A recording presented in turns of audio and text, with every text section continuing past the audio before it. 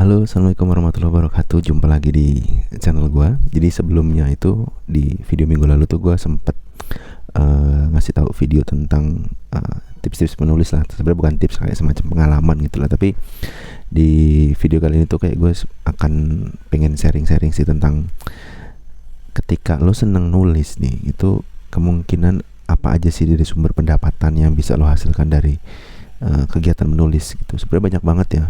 Yang pertama yang pernah gue lakuin itu jadi kayak semacam kontributor di cerpen atau nulis-nulis esai dan sebagainya, ngirim-ngirim ke koran. Zaman dulu masih ngirim ke koran ya. Kalau sekarang bisa masuk ke beberapa platform UGC gitu kan, kayak Kompasiana, Kumparan dan lain sebagainya gitu. Tapi kalau dulu gue zamannya masih nulis pakai koran dulu, tahun 2000 berapa tuh, 2012 2013an pas gue masih kuliah. Iya, ada yang dimuat, ada yang enggak juga. Terus kesini sininya terus gue berpikir sekarang emang semakin digital ya perkembangannya. Jadi gue yang tadinya nulis di media, coba nulis di media cetak, terus akhirnya masuklah gue ke ranah digital, yaitu ingin jadi blogger, nulis-nulis. Nah, terus dari blogger itu gue sampai sekarang masih ditekunin. Selain dari AdSense, kita juga bisa memanfaatkan kayak semacam apa ya, affiliate marketingnya gitu. Jadi kayak misalnya kita promo produk terus pakai kode referral kita dan lain sebagainya. Itu juga jadi salah satu peluang yang sampai sekarang masih gua tekunin juga.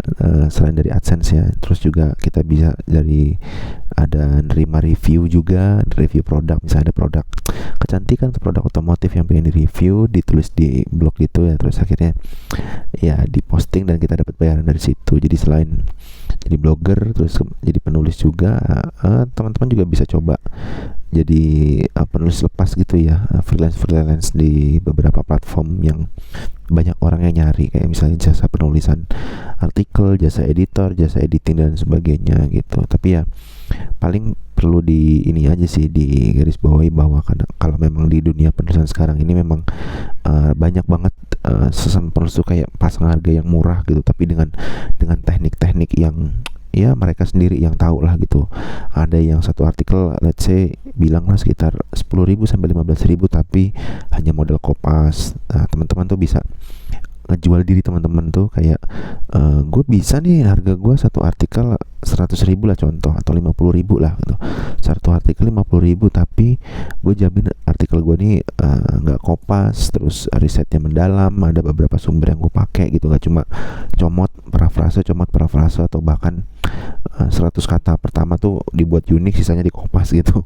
Itu teknik-teknik, ada beberapa penulis yang menggunakan teknik seperti itu biasanya untuk ngejar deadline. Nah, dan gue sih nggak menyarankan kalau misalnya teman-teman yang pengen mengembangkan benar-benar di dunia menulis itu memang harus riset, harus belajar, latihan terus menerus untuk bisa mengimplementasikan hasil tulisannya gitu. Dan satu lagi sih yang paling penting, jangan putus asa lah ketika belum menghasilkan hasil gitu kan. Gue dulu juga nggak langsung hari pertama gue nawarin jasa gitu besoknya langsung ada pelanggan gitu, yang enggak, harus tetap bertahan gitu, harus tetap bertahan bertahap proses-prosesnya gitu. Jadi ya yang gue saranin itu tadi, bisa coba-coba nyari freelance penulisan, atau coba-coba bikin blog dan sebagainya gitu. Jadi ya mungkin itu aja sih video singkat yang bisa gue kasih kali ini. Jadi semoga bisa bermanfaat buat teman-teman yang memang senang nulis gitu.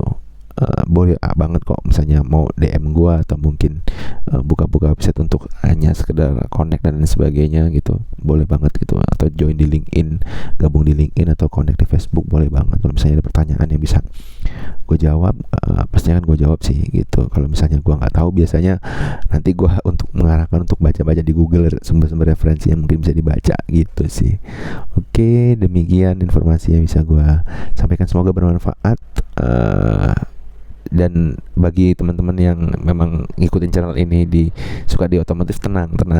Jadi gue masih akan produksi juga konten-konten seputar otomotif, pengalaman gue itu kan sebagai pelepas jenuh ya, gue bilang ya. Kalau ini kan kayak semacam memang expert gue ini di bidang digital marketing dan penulisan. Jadi gue juga sedikit-sedikit mau coba sharing lah di channel gue ini gitu. Jadi gak cuma otomotif doang. Oke, terima kasih, sampai jumpa di video gue berikutnya. Kalau misalnya ada pertanyaan bisa di komen, nanti gue jawab kalau misalnya memang gue tahu jawabannya. Oke, terima kasih, sampai jumpa. Assalamualaikum warahmatullahi wabarakatuh.